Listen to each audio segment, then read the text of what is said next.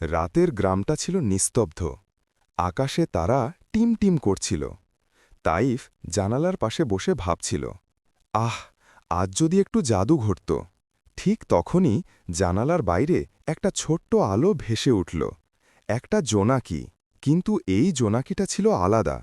তার আলো রং বদলাচ্ছিল, লাল, নীল, সবুজ, সোনালি, যেন আকাশের একটা ছোট্ট তারা নাচছে। তাইফ বিস্ময়ে বলল, তুমি কে? জোনাকি থেকে ভেসে এলো মিষ্টি টুনটুনে কণ্ঠস্বর। আমি আলোক পড়ি। আমি শুধু তাদের কাছেই আসি যারা মন দিয়ে স্বপ্ন দেখে। তাইফ, আমি তোমার স্বপ্ন দেখেছি। তুমি তোমার গ্রামকে ভালোবাসো, তাই না? তাইফের চোখ ঝলমল করে উঠল। তুমি কি আমার একটা ইচ্ছে পূরণ করতে পারো? পরীটি হাসল, তার আলো আরও উজ্জ্বল হয়ে উঠল। শুধু তখনই, যদি তোমার ইচ্ছে সত্যিই ভালো কিছু হয়। কিন্তু একটা শর্ত আছে, তোমাকে আমার সাথে একটা পরীক্ষা দিতে হবে। তাইফ কৌতূহলী হয়ে জিজ্ঞাসা করল, পরীক্ষা? কি করতে হবে আমাকে? আলোকপরী বলল, তোমাকে আমার সাথে আলোর পথে হাঁটতে হবে। সেখানে 4টে দরজা আছে। প্রতিটি দরজায় তোমার হৃদয়কে পরীক্ষা করা হবে। যদি তুমি উত্তীর্ণ হও, তোমার ইচ্ছে পূরণ হবে। তাইফ সাহস করে বলল, আমি প্রস্তুত। প্রথম দরজা, লোভের পরীক্ষা। আলোকপরী তাইফকে নিয়ে গেল এক ঝলমলে সোনার দরজার সামনে। দরজা খুলতেই দেখা গেল সোনার পাহাড়, রত্ন আর রঙিন খেলনা। একটা ছায়াময় কণ্ঠ বলল, এগুলো নিয়ে নাও তাইফ, এই ধন সম্পদে তুমি রাজা হয়ে যাবে। তাইফের চোখ জল করল, কিন্তু সে মাথা নেড়ে বলল, এগুলো দিয়ে তো গ্রামের বাচ্চাদের পড়তে শেখানো যাবে না। আমি আমার ইচ্ছের জন্য এসেছি। দরজাটা আলোর ঝলকানিতে মিলিয়ে গেল। আলোকপরী মৃদু হাসল। দ্বিতীয় দরজা, ভয়ের পরীক্ষা। দ্বিতীয় দরজাটা ছিল কালো পাথরের। ভেতর থেকে ভয়ঙ্কর শব্দ আসছিল। ঝড়ের গর্জন, বাঘের ডাক আর ছায়াময় কিছু আকৃতি তাইফের দিকে এগিয়ে আসছিল। এক গভীর কণ্ঠ বলল, ফিরে যাও তাইফ, আর এগোলে তুমি হারিয়ে যাবে। তাইফের বুক ধুকপুক করছিল, কিন্তু সে চোখ বন্ধ করে ভাবল, আমার গ্রামের শিশুরা আমার অপেক্ষায় আছে। সে সাহস করে এক পা এগিয়ে গেল। সঙ্গে সঙ্গে সব শব্দ থেমে গেল। দরজাটা আলোয় ভরে উঠল। আলোকপরী বলল, তোমার সাহস আমাকে মুগ্ধ করেছে। তৃতীয় দরজা, ত্যাগের পরীক্ষা। তৃতীয় দরজাটা ছিল স্বচ্ছ, যেন কাঁচ দিয়ে বানানো।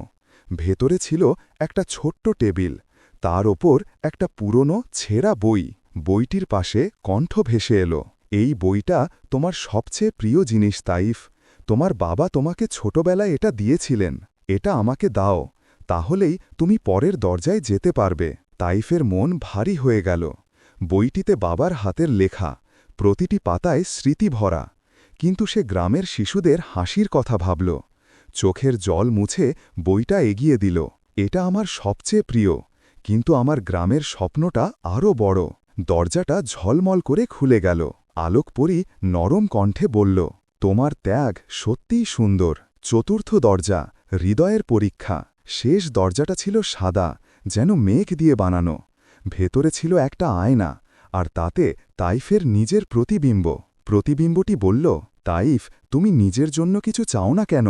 নতুন জুতো, একটা সাইকেল বা দূর দেশে ভ্রমণ, এগুলোও তো তোমার স্বপ্ন, তাই না? তাইফ কিছুক্ষণ চুপ রইল। তারপর মৃদু হেসে বলল, আমারও স্বপ্ন আছে, কিন্তু গ্রামের শিশুদের মুখে হাসি দেখলে আমার স্বপ্নও পূরণ হবে। আয়নাটা ঝলমল করে উঠল। দরজাটা খুলে গেল। আলোকপরী তাইফের দিকে তাকিয়ে বলল, তোমার হৃদয় আলোর মতো উজ্জ্বল। এখন বলো, তোমার ইচ্ছে কি?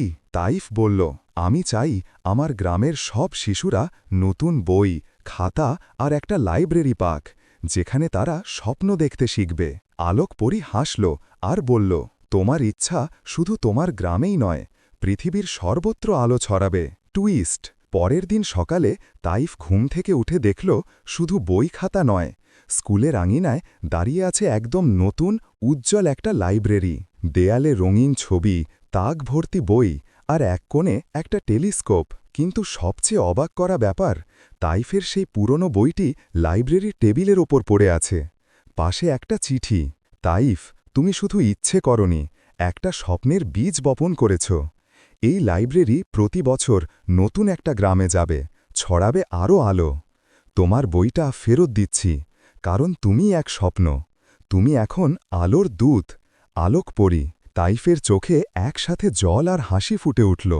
প্রতি রাতে জানালার পাশে রঙিন জোনাকি নেচে বেড়ায়। গ্রামের শিশুরা এখন তাকে ডাকে যার আলোর বন্ধু তাইফ। কিন্তু তাইফ জানত আলোক পরী আবার ফিরে আসবে। তার মনে আরও অনেক স্বপ্ন জন্ম নিচ্ছে, শুধু নিজের গ্রামের জন্য নয়, পুরো পৃথিবীর জন্য, সাথে আরও আলো। তাইফের পরের গল্প মিস করো না, সাবস্ক্রাইব করো এখনই।